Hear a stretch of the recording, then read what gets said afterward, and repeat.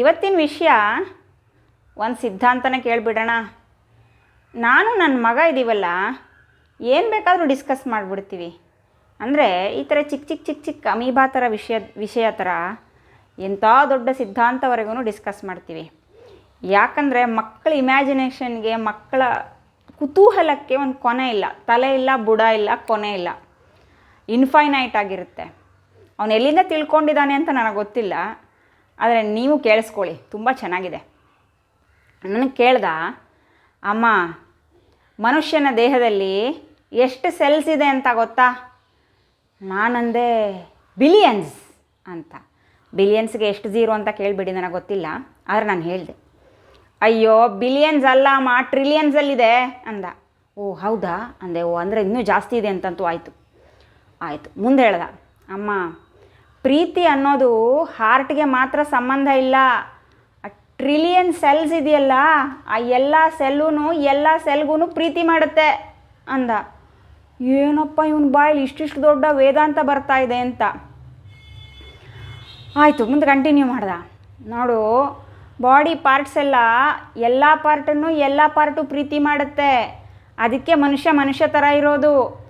ಇಲ್ಲ ಅಂದಿದ್ರೆ ಅಕಸ್ಮಾತ್ ಒಂದು ಸಾರಿ ಹಾರ್ಟ್ ಸ್ಟಾಪ್ ಆಯಿತು ಅಂತ ಇಟ್ಕೋ, ಆಮೇಲೆ ಕರೆಂಟ್ ಕೊಟ್ಟು ಹಾರ್ಟ್ ಸ್ಟಾರ್ಟ್ ಮಾಡ್ತಾರಲ್ಲ, ಅವನು ಡಿಫಿಬ್ರಿಲೇಟರ್ ಬಗ್ಗೆ ಮಾತಾಡ್ತಾ ಇದ್ದ. ಆ ಹಾರ್ಟನ್ನ ಸ್ಟಾರ್ಟ್ ಮಾಡಾದಮೇಲೆ ಮತ್ತೆ ಹಾರ್ಟ್ ಹೇಗೆ ಸ್ಟಾರ್ಟ್ ಆಗುತ್ತೆ? ಎಲ್ಲ ಸೆಲ್ಸ್ ಒಟ್ಟಿಗೆ ಇಲ್ಲ ಅಂದರೆ, ಪ್ರೀತಿ ಮಾಡದೇ ಇದ್ದರೆ ಅಂತ ಕೇಳ್ದ. ನಾನು ಬಾಯಿ ತೆಕ್ಕೊಂಡು ಹೌದಾ ಅಂತ ಕೇಳಿದೆ. ಆ್ಯಕ್ಚುಲಿ ಅವನು ನನಗೆ ಒಳ್ಳೆ ಪಾಠ ಮಾಡ್ತಾಯಿದ್ದ. ಇತ್ತೀಚೆಗೆಲ್ಲ ಡಾಕ್ಟರ್ಸ್ ಹೇಳ್ತಾರೆ, ಹಿಂದಿನ ಕಾಲದೆಲ್ಲ ಋಷಿಮುನಿಗಳು ಹೇಳ್ತಿದ್ರು ಅದೇ ಅಲ್ವಾ? ಏನು ಹೇಳಿ, ಮನುಷ್ಯನ ದೇಹದಲ್ಲಿರುವ ಪ್ರತಿಯೊಂದು ಸೆಲ್ಲೂ ಅದು ಇಂಡಿವಿಜುವಲ್ ಸೆಲ್ ಅಲ್ಲ. ನಿಮಗೆ BM ಹೆಗ್ಡೆ ಅವ್ರು ಗೊತ್ತಿರ್ಬೋದಲ್ಲ, ಡಾಕ್ಟರ್ BM ಹೆಗ್ಡೆ ಅವರೂ ಅದನ್ನೇ ಹೇಳಿದರು. ಏನಂದರೆ ಪ್ರತಿ ಸೆಲ್ಲೂ ಇಂಡಿವಿಜುವಲ್ ಸೆಲ್ಸ್ ಅಲ್ಲ, ಅವೆಲ್ಲನೂ ಪ್ರತಿಯೊಂದು ಸೆಲ್ಲು ಪ್ರೀತಿ ಮಾಡುವ ಥರ ಒಂದು ಗುಂಪು. ಆ ಥರ ಇರೋದ್ರಿಂದನೇ ಮನುಷ್ಯ ಅನ್ನೋದು ಬರೀ ಒಂದೊಂದು ಆರ್ಗನ್ಗಳಾಗಿ ಸಪ್ರೇಟ್ ಬದುಕೋದಿಲ್ಲ, ಎಲ್ಲರೂ ಜೊತೆಗೇ ಬದುಕ್ತಾರೆ. ಈ ನಮ್ಮ ದೇಹದಲ್ಲಿರುವ ಸೆಲ್ಸು ಇನ್ನೊಬ್ಬರ ದೇಹದಲ್ಲಿರುವ ಸೆಲ್ಸನ್ನು ಕೂಡ ಪ್ರೀತಿ ಮಾಡುತ್ತೆ. ಈ ಜಗತ್ತಿನಲ್ಲಿರುವ ಪ್ರತಿಯೊಂದು ಸೆಲ್ಲನ್ನು ಪ್ರೀತಿ ಮಾಡುತ್ತೆ. ಅದಕ್ಕೆ ನಮ್ಮ ಬಾಡಿಗೆ ನೆಗೆಟಿವ್ ಎನರ್ಜಿ ಆಗಿರುವಂಥ ಹೇಟ್, ಜೆಲಸಿ, ಆ್ಯಂಗರ್ ಈ ಥರದ್ದೇನೂ ಗೊತ್ತಿಲ್ಲ. ಈ ಥರದ್ದನ್ನು ನಾವು ಎಕ್ಸ್ಟರ್ನಲಿ ಇನ್ಫ್ಯೂಸ್ ಮಾಡಿದಾಗ, ನಮ್ಮ ಮೇಲೆ ನಾವು ಆವಾಹನೆ ಮಾಡಿಕೊಂಡಾಗ ನಮ್ಮ ದೇಹದಲ್ಲಿರುವ ಸೆಲ್ಗಳು ಕನ್ಫ್ಯೂಸ್ ಆಗ್ತವೆ. ಏನಪ್ಪ ಮಾಡೋದು, ಇದೇನೋ ನನಗೆ ಗೊತ್ತಿಲ್ಲದೆ ಇರೋದು, ನನಗೆ ಪ್ರೀತಿ ಮಾಡೋದು ಮಾತ್ರ ಗೊತ್ತು, ಇದೇನು ಎಕ್ಸ್ಟರ್ನಲಿ ಬೇಡದೇ ಇರೋದು ಬಂದಿದೆ ಅಂತ. ಆಗ ಹೊರಗಡೆ ಜಗತ್ತಿನ ಜೊತೆಗೆ ಫೈಟಿಂಗ್ ಮಾಡೋ ಬದಲು ತಮ್ಮ ಜೊತೆಗೆ ತಾವು ಫೈಟಿಂಗ್ ಮಾಡ್ಕೊಳ್ಳೋದಕ್ಕೆ ಶುರುವಾಗ್ತವೆ. ಅವಕ್ಕೆ ಕನ್ಫ್ಯೂಸ್ ಆಗಿಬಿಡುತ್ತೆ. ಅದ್ರ ಬದಲು ನಿಮ್ಮನ್ನು ನೀವು ಪ್ರೀತಿ ಮಾಡಿ, ಜಗತ್ತನ್ನು ನೀವು ಪ್ರೀತಿ ಮಾಡಿ ಅಂತ. ಆಟೋ ಇಮ್ಯೂನ್ ಡಿಸೀಸ್ ಗೊತ್ತಲ್ಲ, ಪ್ರತಿಯೊಂದು ಸೆಲ್ಲನ್ನು ಪ್ರೀತಿ ಮಾಡಿದರೆ ಮಾತ್ರ ದೇಹ ಆರೋಗ್ಯವಾಗಿರುತ್ತೆ.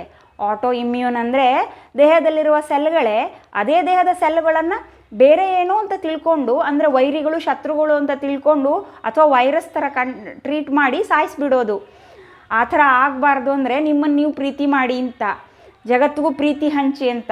ಇದೇ ಸಿದ್ಧಾಂತವನ್ನು ನನ್ನ ಮಗ ನನಗೆ ಹೇಳ್ದ. ಅವನೆಲ್ಲಿಂದ ಕಲ್ತಿದ್ದಾನೆ ಅಂತ ನನಗೆ ಗೊತ್ತಾಗಲಿಲ್ಲ. ಏನೇ ಇರಲಿ, ಅವನಿವತ್ತು ನನಗೆ ಟೀಚ್ ಮಾಡ್ದ, ಹೊಸದಾಗಿಂದ ನೆನಪಿಸ್ಕೊಟ್ಟ. ವಿಷಯ ಅಂತೂ ಚೆನ್ನಾಗಿದೆ. ದೇಹದಲ್ಲಿರುವ ಪ್ರತಿಯೊಂದು ಸೆಲ್ಗಳು ನಮ್ಮನ್ನು ಪ್ರೀತಿ ಮಾಡ್ತವೆ. ಪ್ರತಿಯೊಂದು ಸೆಲ್ಗಳು ಇಡೀ ಜಗತ್ತನ್ನೇ ಪ್ರೀತಿ ಮಾಡುತ್ತೆ. ನಾವು ಪ್ರೀತಿಗಾಗಿ ಪ್ರೀತಿಗೋಸ್ಕರ ಬದುಕೋಣ. ಆರೋಗ್ಯವಾಗಿರೋಣ, ಆರಾಮವಾಗಿರೋಣ, ನಗ್ನಗ್ತಾ ಇರೋಣ, ಖುಷಿಯಾಗಿರೋಣ ಅಲ್ವಾ? ಹೇಳಿದ್ದು ಚಿಕ್ಕವನೇ ಆಗಿರ್ಬೋದು, ಅದನ್ನು ದೊಡ್ಡ ಜನನೂ ಹೇಳಿದ್ದಾರೆ. ಆದ್ದರಿಂದ ಯಾರೇ ಹೇಳಿದರೂ ಸರಿ, ಒಳ್ಳೆಯ ವಿಷಯ ಆಗಿದ್ದರೆ ತಿಳ್ಕೊಳ್ಳೋಣ, ಅರ್ಥ ಮಾಡ್ಕೊಳ್ಳೋಣ. ಓಕೆನಾ?